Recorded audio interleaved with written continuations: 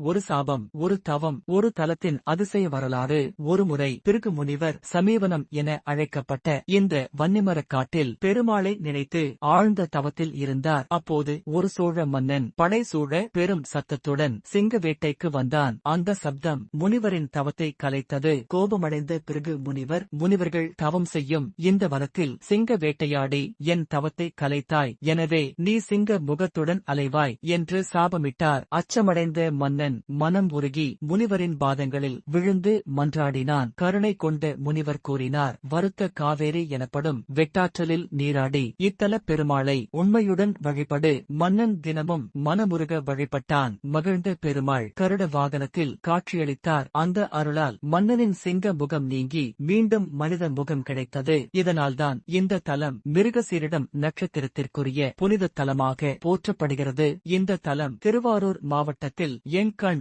என்ற கிராமத்தில் அமைந்துள்ளது. இதே ஊரில் சுப்பிரமணிய சுவாமியாக முருகனுக்கும் தனி கோவில் உள்ளது. நம்பிக்கையுடன் வணங்கினால் சாபமும் அருளாக மாறும்.